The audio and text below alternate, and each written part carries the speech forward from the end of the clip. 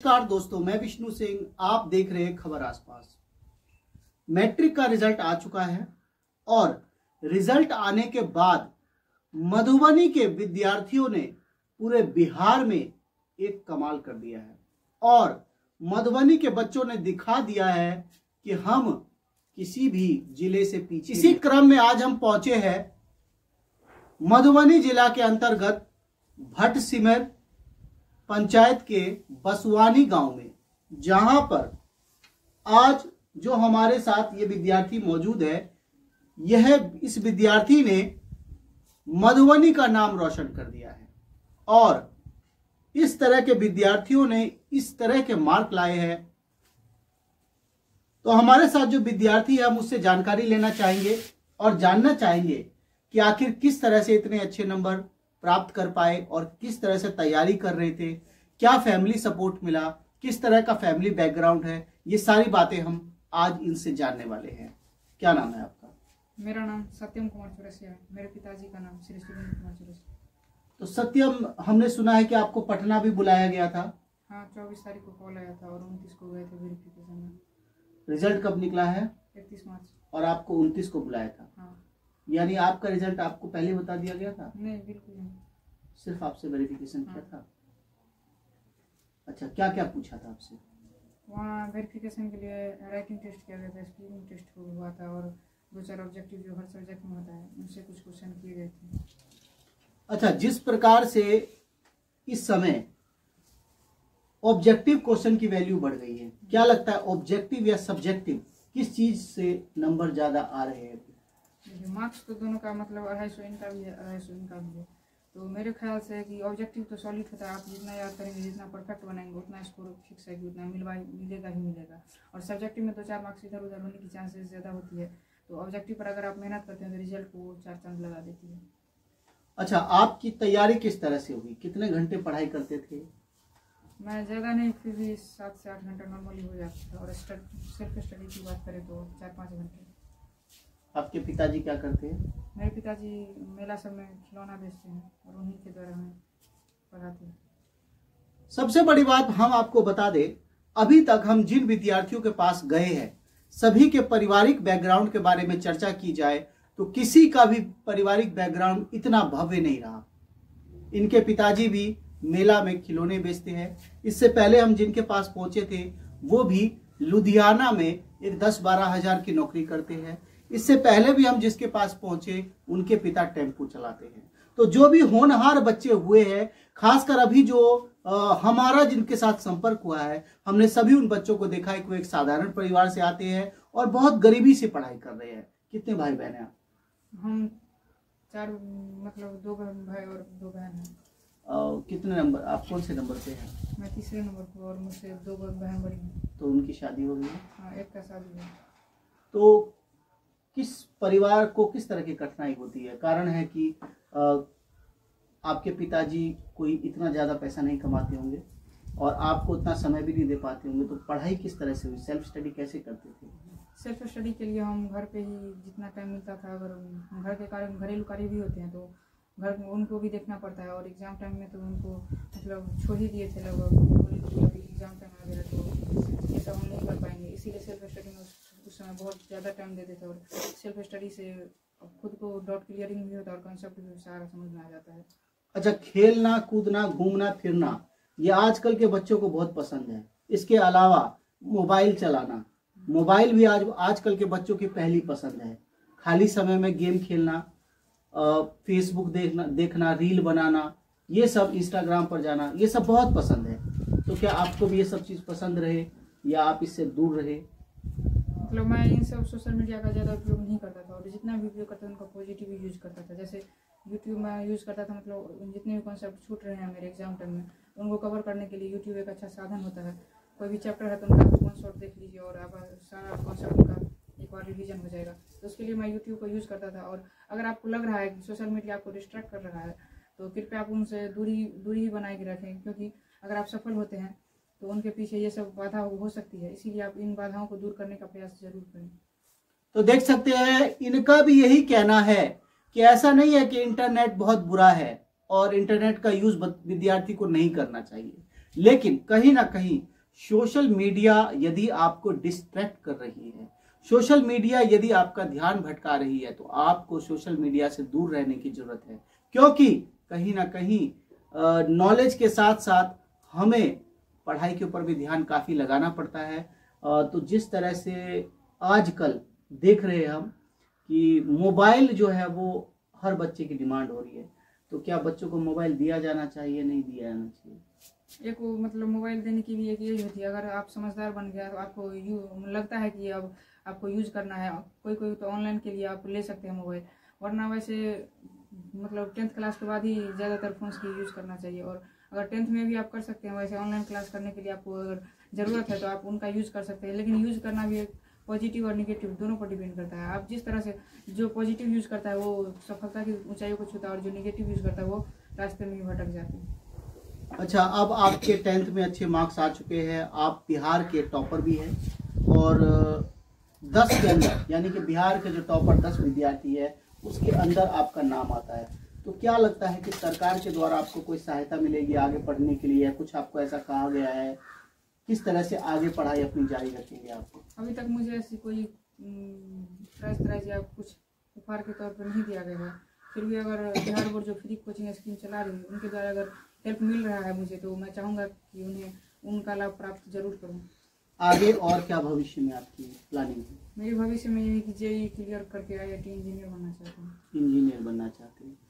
हम अभी तक जितने विद्यार्थियों से मिले हैं सभी की चॉइस लगभग इंजीनियरिंग की तरफ जा रही है, फिर चाहे वो कंप्यूटर साइंस हो चाहे टेक्नोलॉजी हो, ज्यादातर बच्चे इंजीनियर ही बनना चाह रहे हैं। ऐसा क्यों? मैं अगर मेरे दृष्टिकोण से देखा जाए तो मैं चाहता हूं कि अपने देश की सेवा अच्छे तरीके से करूं, और विज्ञान और प्रौद्योगिकी के क्षेत्र में जिस तरह से APJ अब्दुल कलाम अपना नाम कर दे देश के लिए, ठीक वैसे उसी तरह मैं चाहूँगा कि अपने देश को अमेरिका जैसे देशों की तुलना में भी विकसित राष्ट्र बनाने की अगर मुझसे हेल्प हो सके, जितना सपोर्ट कर सकूँ मैं अपने देश को आगे बढ़ाने में, उतना जरूर चाहूँगा कि उन्हें सहयोग। ये आपकी सोच है, या इंटरव्यू देते देते जिस तरह से मीडिया वाले लगातार आपके पास आ रहे हैं तो आपकी सोच है, या फिर इंटरव्यू देते देते आप हैबिचुअल हो गए हैं, इस तरह की बातें आपके दिमाग में आ गई है, या बोलते बोलते अभ्यास हो गया है? नहीं, बिल्कुल नहीं ऐसा है, क्योंकि मैं चाहता हूँ कि रियली में मतलब मैं अपना योगदान दूँ। तो देख सकते हैं ये शिवम कुमार चौरसिया है, सत्यम, तो देख सकते हैं ये सत्यम कुमार चौरसिया है, जो जिन्होंने ना केवल बसवानी का बल्कि इस क्षेत्र का नाम कर दिया है, क्योंकि बिहार के टॉप 10 विद्यार्थियों में इनका नाम है। और कितने नंबर है आपके? 481, यानी कि 500 में से 481 नंबर है।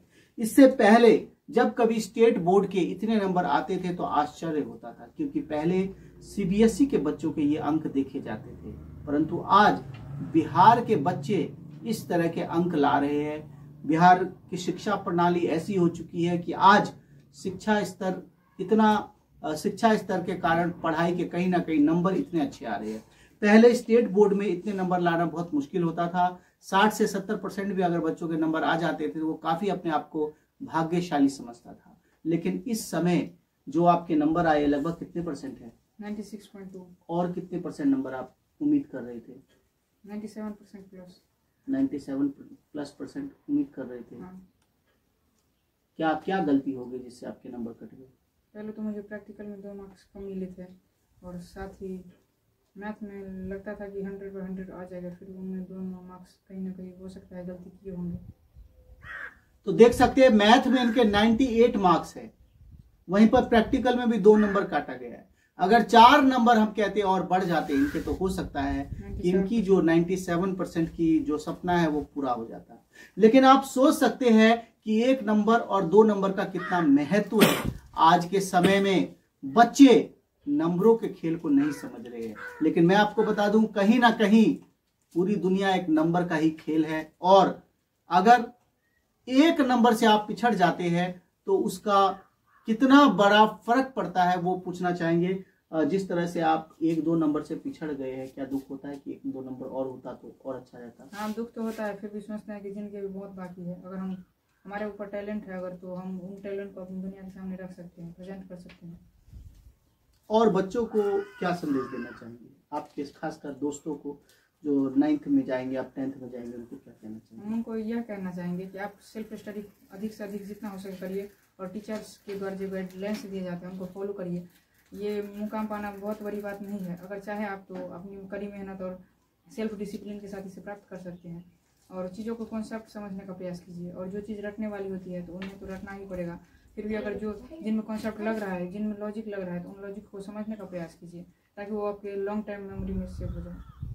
आप अपनी सफलता के लिए किसको श्रेय देना चाहेंगे? माता पिता को, अध्यापक को, किसे श्रेय देना चाहेंगे? सबसे पहले तो मैं अपने माता पिता और अपने स्कूल के गुरुजन जो हैं और कोचिंग क्लासेस के जो गुरुजन हैं उनको मैं अपना श्रेय देना चाहूँगा, और अपने दोस्तों को। अपने दोस्तों को भी श्रेय देना चाहेंगे? दोस्तों क्यों? दोस्त भी कभी कभी मतलब डॉट में आ जाते थे तो वो भी हमें सहायता कर देते। तो हमारे साथ इस समय सत्यम कुमार चौरसिया की दादी भी मौजूद है, मुझसे भी जानने की कोशिश करेंगे कि अहाँ के पोता तो एते निक नंबर आनने अहाँ के जान भरोसा रहे? खुशी के बात हम खुशी के बात ये है, मेहनत केलक, अपना मेहनत से अपन अथी केलक। हम बउआ हम लगभग कते घंटा पढ़ाई करे छले? है 7-8 घंटा पढ़े छी।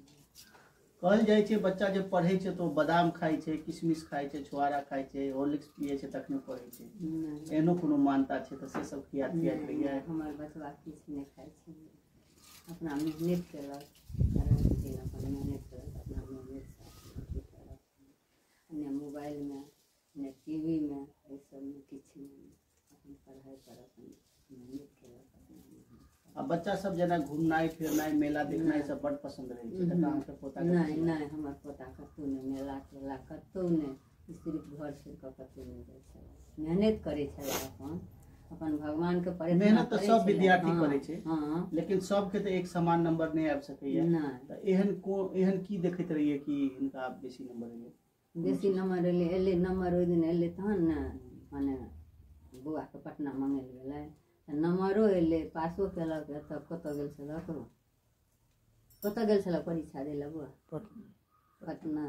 हाँ तऽ ओते मंगोलकै तऽ ओते अपन गेल छला, तऽ ओते से नंबर निकललै हुनका, तऽ गेल तऽ अपन बड़ बढ़िया बड़ चिक्कन गेल आयल, पापाजी गेलै, ई गेलखिन, सरो गेलै, सब गेलै, अपन पास अपन। अच्छा, आप तो मैट्रिक के रिजल्ट निकल गेले, अब आगू के पढ़ाई करथिन, आ जना कहलके कि अब इंजीनियरिंग करबै तऽ खर्चा तो बहुते हेतै? हेतै तऽ तैला एकदम सीख जेबै, खिलौने बेच कऽ, और तऽ नहीं छै किछो। एकटा माने 4टा अछि पोता पोती, दूगो, एगो या ई छोट पोता भेल, ई आइसँ जेठ के बियाह केलहुँ, आ 2 बहिन 2 पोता, 4 भाई बहिन। तऽ 4 भाई बहिन के लेकिन खिलौने बेच कऽ पढ़बैया लिखबैया। तऽ की लगैया खिलौना बेच के लाख के खर्चा हेतै से संभव छै? हाँ भऽ जेतै, किया नहीं हेतै, हौसला अछि। हाँ एकदम सबके अहाँ सब आशीर्वाद देबै ने बउआ तऽ भऽ जेतै, हौसला भइए जेतै। की नाम है? हमर नाम है गौरी देवी। हम इस समय सत्यम कुमार चौरसिया की दादी से बात कर रहे हैं। दादी जी को पूरा भरोसा है कि हमारा पोता आगे जाके अपने सपनों को पूरा कर पाएगा। इन सपनों को पूरा करने के लिए उनके पिता खिलौने बेचेंगे या जो भी होगा, हम अपने पोते के सपनों को नहीं तोड़ेंगे और आगे भी उन्हें पढ़ाएंगे जिससे कि वो अपने सपनों को पूरा कर सके। और साथ साथ उनको पूरा भरोसा है कि हमारा पोता जरूर अपने लक्ष्य की ओर प्राप्त कर पाएगा। और जे ग्राहक और जे मान लिया आदमी सब छे, जकर विद्यार्थी सब पढ़े छे, तकरा की संदेश दिया चाहे? उनको और के ओहिना है, सबके बाल बच्चा के हो, ई नहीं कही हमरे पोता टा, सबके बाल बच्चा अपन शिक्षा करा, मेहनत करा, अपन पढ़ा लिखा, उनको सबके हेतै। हम क्या कहबै हमरे टा पोता के हुआ, सबके हुई, इनको बाल बच्चा के, उनको के सबके शिक्षा भगवान दे। अच्छा दादी, बहुत बच्चा सब अखन देखे छे कार्टून टीवी में देखते रहे छे, मोबाइल देखते रहे छे, अपन समय दूसरा चीज में बर्बाद करते रहे छे, तो गार्जियन परेशान होइत रहे छे, की कहबै बारे में? ओहि बारे में की कहबै, गार्जियन से हमर बचबा तते नहीं छे, हमर बचबा के तऽ अपन जतऽ बाप पापाजी हुनकर जतऽ कहते ठाढ़ होला ओते ठाढ़ हेतै, कतौ ने उम्हर ने अम्हर ने घूर ने फिर। मतलब शासन जरूरी है? हाँ एकदम हमर बचबा रोहना में मतलब शासन जरूरी है। हाँ तऽ ओहि में पाछू नहीं हटे, या अपन पापाजी से कहीं हो सकता है।